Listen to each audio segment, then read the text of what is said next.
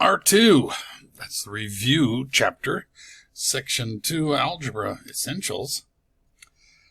We have about 8 objectives here. We'll do them one at a time. Objective 1. Graph inequalities.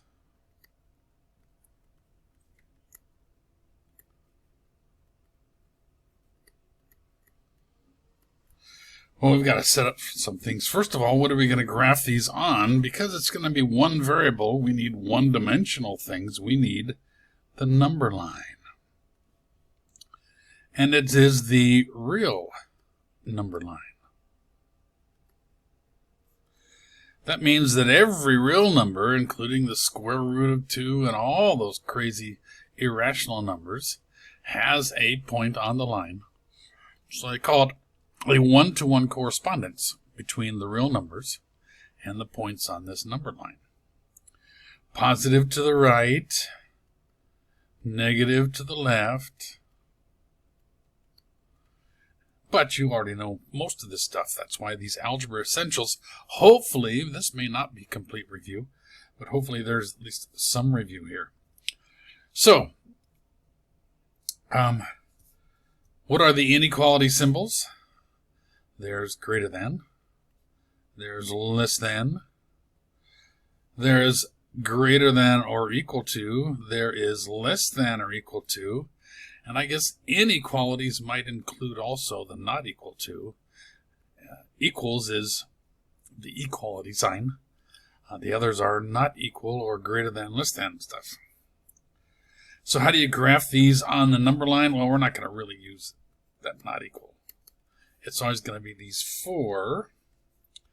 So, if we have the number line and we're given an inequality, say x is greater than 2, all we really need for the number line, you don't need to put down the 0 and then put a bunch of marks. Really, you just need your starting point. Just put in line and 2. Greater than 2 is when you've got an open circle, because it's not equal to, and greater than always goes to the right. You can sort of scribble that and put an arrow, and that's x is greater than 2. If it were greater than or equal to 2, that's when you would fill in the circle along with this ray, the arrow to the right. Less than goes to the left, but you know all that stuff, I'm pretty sure. That's nothing new. How would you find distance on the number line? Well, that is objective 2.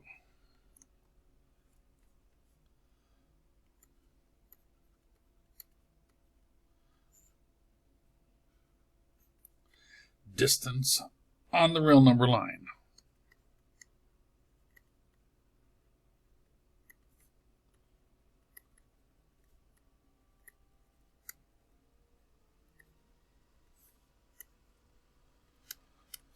Well, a distance on the number line is the number of units it takes to get from one point to the other.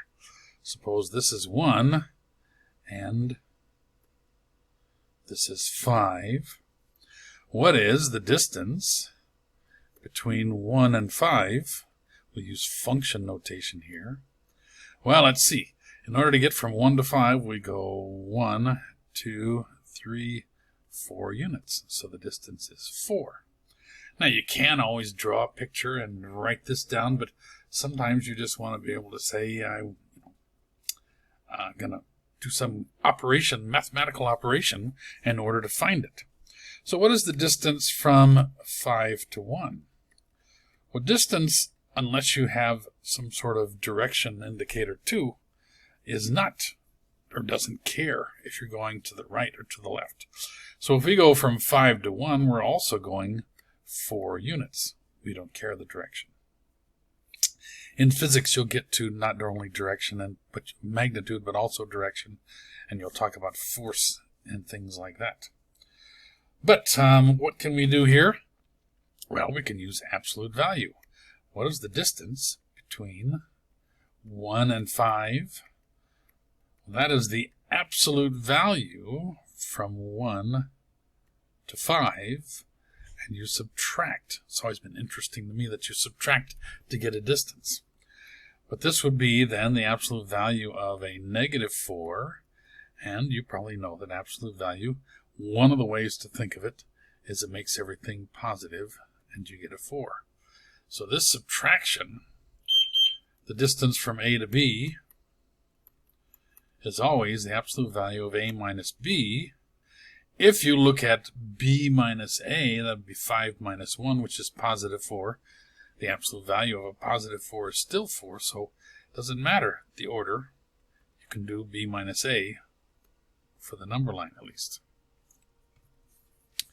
So let's talk about absolute value a little bit.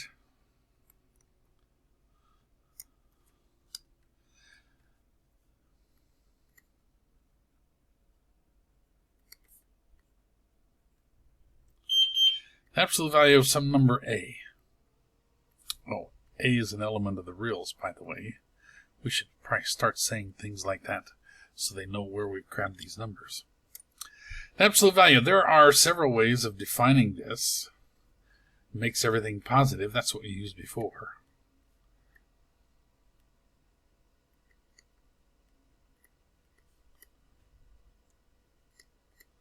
And that works sometimes.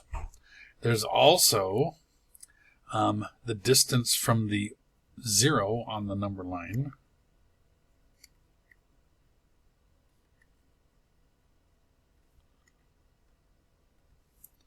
So 5's absolute value is 5. Negative 5's absolute value is negative 5.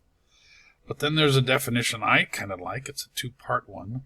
The absolute value of A can be one of two things. It can either be A or the opposite of A. Now, it is A if A is greater than, or it could be equal to, 0. And the opposite of A if A is negative, less than 0. And there is a fourth one, which we will use sometimes. Gosh, why did I... Let's see here. Move that back up. Sorry. Fourth one, the absolute value of A can also be thought of as the square root of A squared. Now, A has got to be squared first, so it makes it positive, so that we can take the square root. We want the principal square root. So there are four ways of thinking of this, and you use the method, I guess, or the one that is easiest. One example that I like to always give, if you want to write the absolute value of 3.14 minus pi, how would you write that without the absolute value symbols? Well, if you think that 3.14 is exactly equal to pi, then this would just be 0, but it's not. It's 3.14159, etc., etc., etc., and so this is going to be a negative number. And so you want the opposite of whatever's inside there. This A can stand for not just a number. One number, it can be an expression, it can be a bunch of things. So you want the opposite of what's inside the absolute value symbols. 3.14 minus pi. Well, the opposite of that is really just distributing or multiplying by a negative 1. We'll put pi first because it becomes positive, minus 3.14. So that really is the absolute value of 3.14 minus pi exactly. If we want exact things, we've got to use pi. So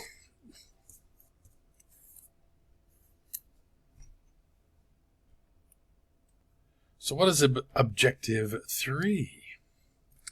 Evaluate algebraic expressions.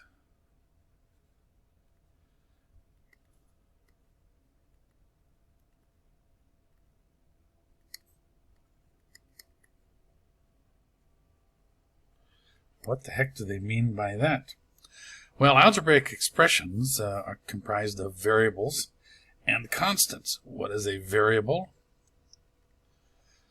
Well, that is a letter that can take on many values.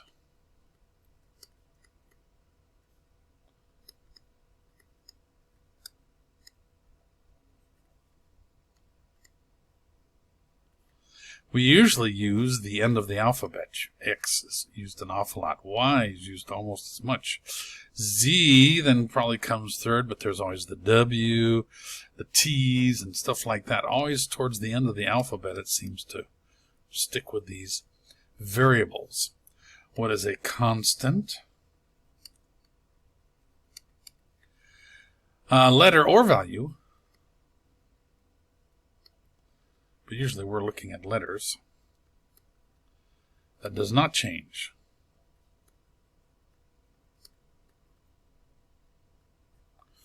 So we're used to things like A, or could even be big A, little b, usually the beginning of the alphabet. But we can have Greek letters also. There's pi. There's delta, which is Feigenbaum's constant. There's letters that, just like E, which is Euler's constant, all kinds of really cool constants that don't change. But in order to write them exactly, we use these letters for whatever they might stand for. So, if, say, x equals 5, and y is equal to a negative 3, evaluate algebraic expressions really means take the 3y, take this expression, 3y over 2 minus 2x, and evaluate that expression.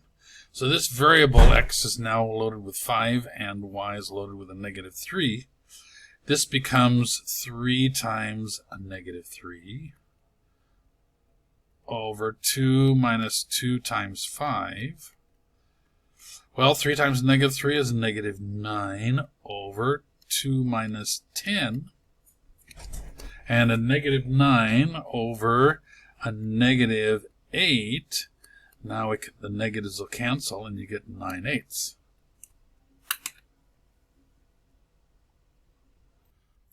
Okay, this is then objective 4. Whoops. Objective 4.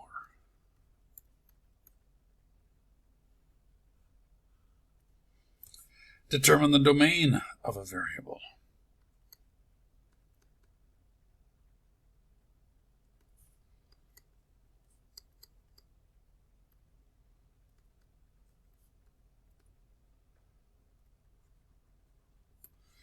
The domain of a variable is the set of all values that a variable can assume.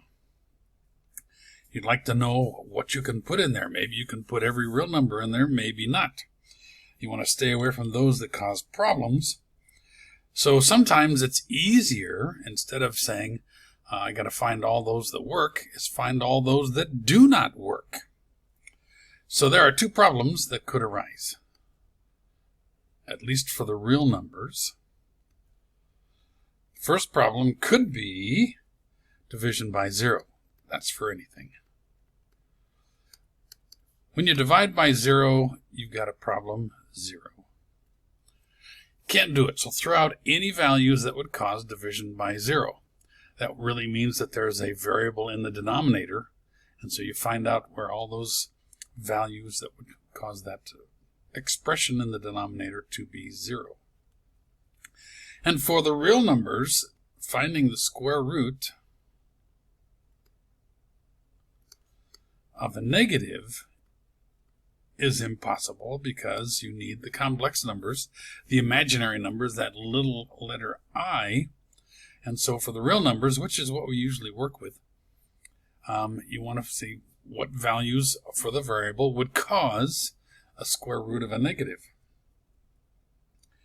So if you have, say, an expression which is 5 over x plus 2, you'd want to say, okay, what values could I not put in for this?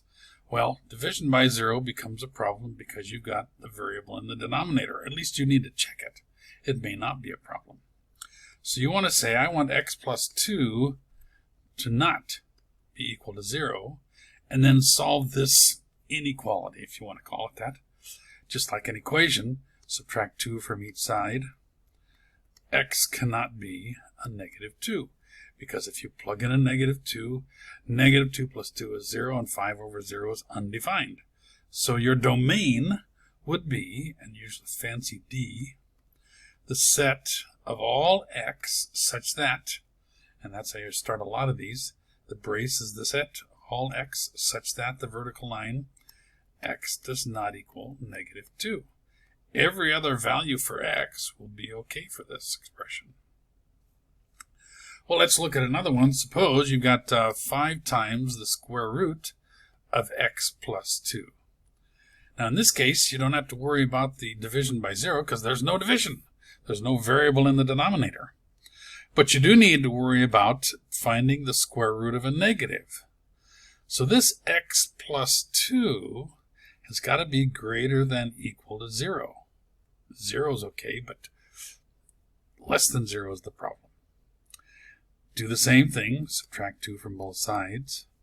And x, because you're adding or subtracting, this doesn't change directions. And x has got to be greater than or equal to a -2. So for this expression, the domain is the set of all x such that x is greater than or equal to a -2. So that's where this set builder notation is nice, because these are x's, because usually x is the variable, but it doesn't have to be. That vertical such that, and then the rule that you're going to apply to all those things. So that's objective 4. Let's pick another color.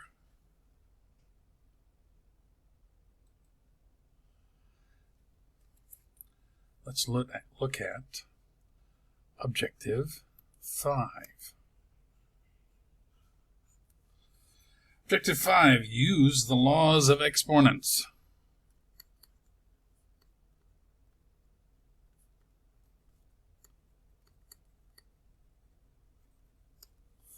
Well, do you remember all those laws? Well, first of all, exponents. A to some power n, where n, let's see, a can be any real number, and n can be any natural number. I guess even 0, maybe any whole number then, at least for right now.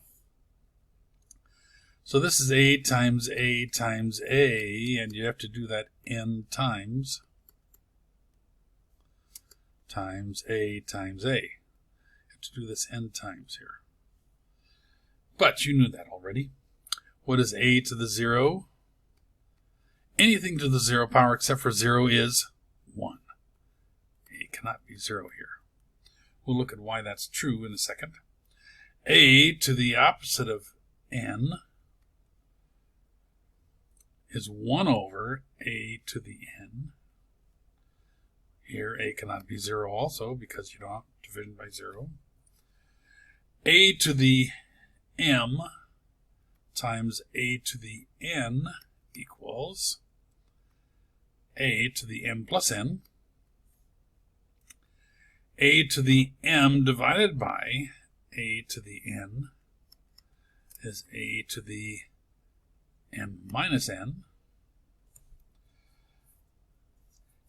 A to the m to the n, if you can understand that, a to the m, then put that in parentheses and take that to the nth power, is a to the m times n.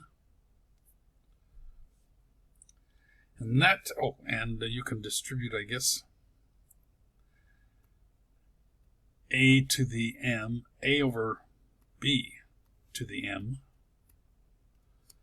is a to the m over b to the m, and that also works for a times b to the m is a to the m times b to the m. So you should remember all those from Algebra 1. A to the 0 equals 1, except when a is 0. Why doesn't that work? Well, let's take a look at ours. Suppose we have 5 to the 0 power. Now, let me change colors a little bit here so it shows up. 5 to the 0 power can be written as 5 to the 1 minus 1 power. Well, that can be written as, because you have the subtraction down here, 5 to the 1 times 5 to the negative 1.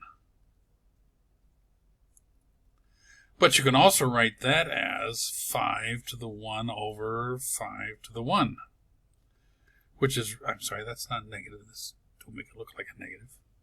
So this is really just 5 over 5, which is really just 1. Now suppose, let's change colors again. Suppose I want to use 0 to the, so let's say this is 0. Then it would be 0 to the 1 minus 1, and 0 to the 1 times 0 to the minus 1. And the reason we're doing this is if we want this to work, we want it to work for everything the same way.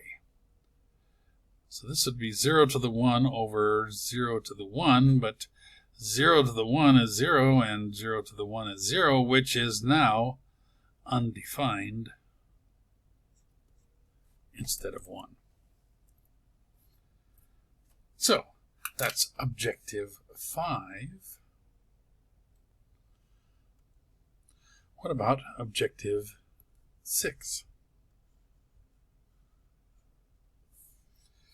Evaluate square roots.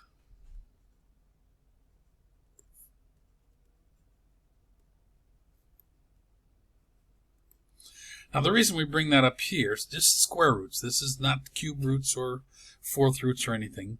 But the reason we bring it up here is because one of our definitions for the absolute value was the square root of a squared. And it makes a difference. You've got to square it first, so if a is negative, that makes it positive, but it's too big. So you take the square root. This is the principal square root, is the positive.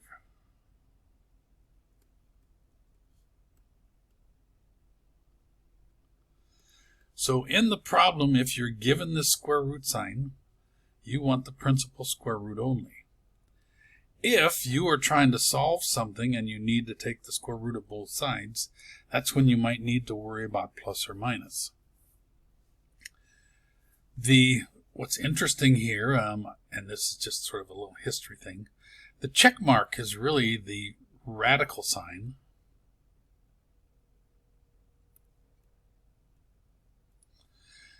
The overline, they don't call that overline anymore, or they do now. They used to call this the venculum. I think it's VN, venculum. You might be able to look that up. It's just a grouping symbol. It says that stuff, that A, is the stuff I want to take the square root of, the radical sign. We use that all the time and don't call it that for our fractions, A over B. This is just the venculum. It's just the grouping symbol like parentheses.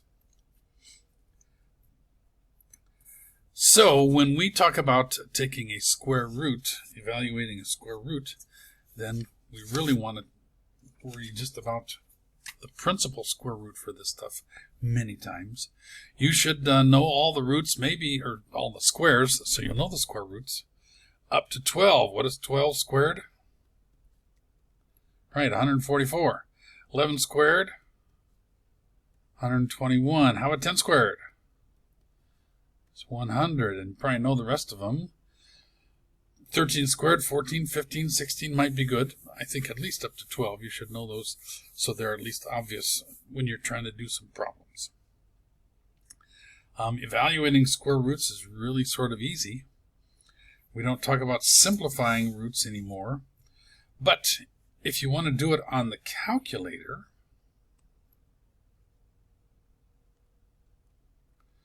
this will only give you an approximation. So the square root of 5 is not very nice. The square root of 25 is okay.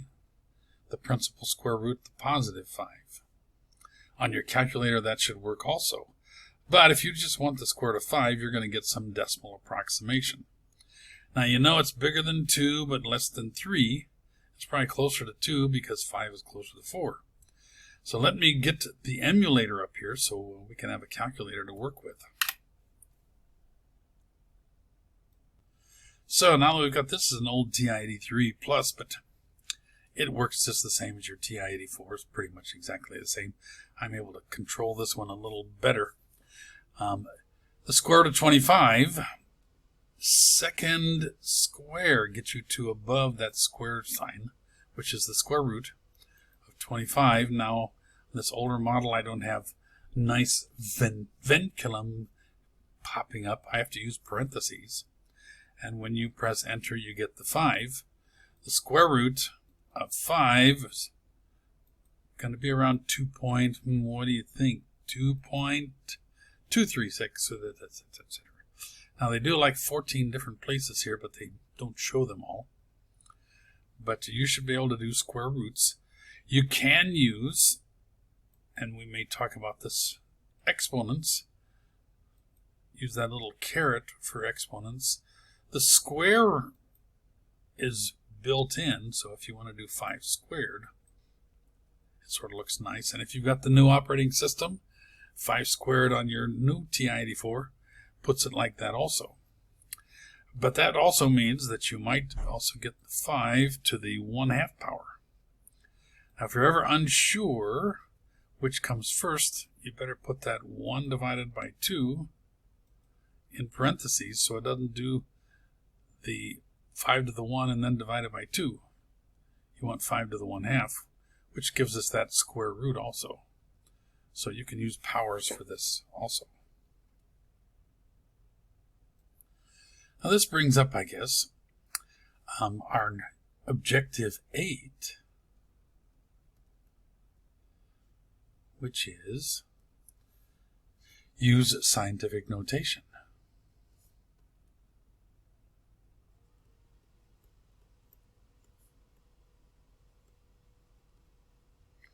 You guys remember scientific notation?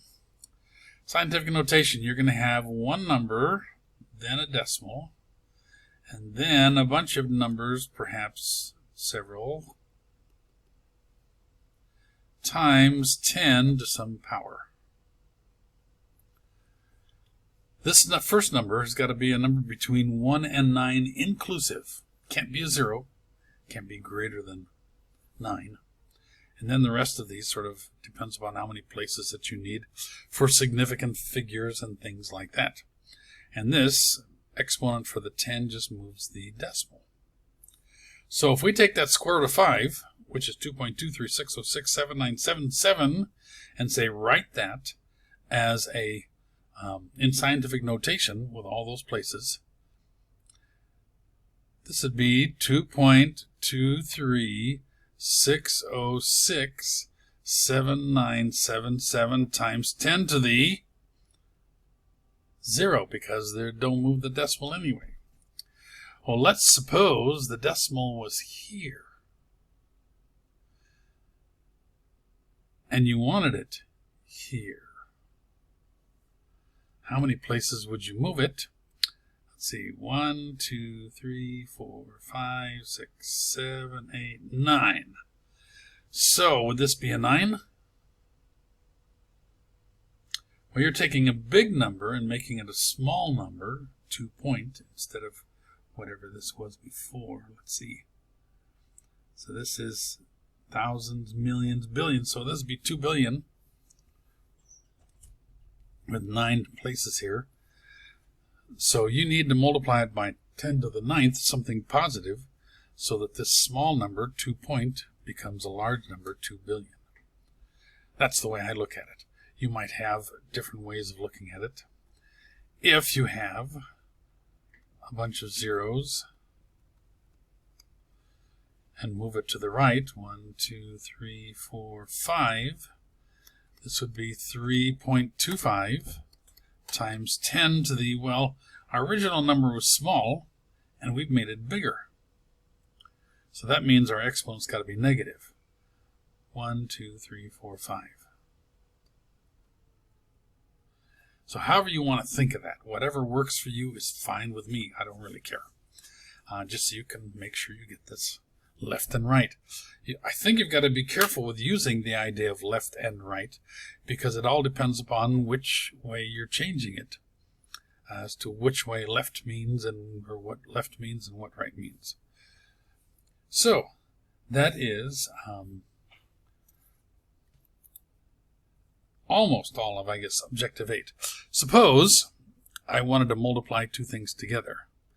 See, 2 times 2.1 times 10 to the third, and I want to multiply 4.2 times 10 to the negative fourth.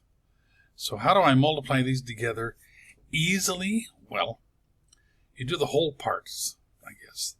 The 2.1 times 4.2. So you get 2 times this 2 and 4, and then this is 4 and 8. So I'm going to run out of room here, but it's 882 with 2 decimal places. So now if this would be something either less than 1 or greater than 9, you'd have to incorporate that eventually to your answer. But for this, it came out to be that numbers just between 1 and 9 inclusive, and then the rest of the places times 10 to the, well, what would that be here? Well, 10 to the third times 10 to the fourth, what do you do when you multiply with the same base? You add the exponents, and that will give you a negative 1. So you can make these a smaller problem, and then add your exponents here. Now, that's all of objective 8. Now we're going to move to some examples on page 26. The reason I'm doing this is because I think many of you will look at this problem and say, how can I get 4 steps? What do they say? Replace the question mark with either a less than, a greater than, or an equal to. Now, that's one step. If you write that out, then you know what the problem is doing, and so it's worth writing out. Then you can write out the problem itself, 1/4 blank 0.25. Now you know the answer to this probably really quick. But at your second step, you need 2 more steps. So write down what you're thinking. When you think of 1/4, you think of this 0.25 as 1/4. Don't write that down right away, because this 1/4 then, you're not going to change that. But this is really 25 over 100, right? Which 1/4, then you can say, let's see, 25 and 100, I can divide these by 25s then. And I get 1/4. So what's the final answer? 1/4 equals 0.25. And now my 4 steps, I've got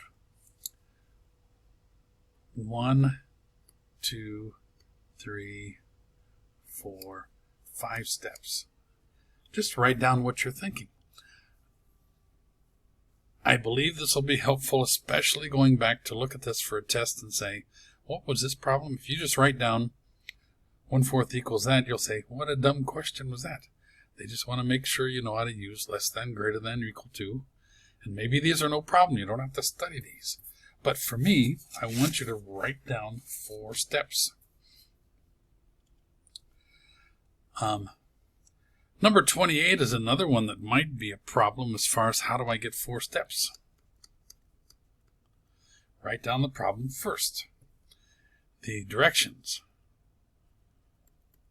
Write as an inequality.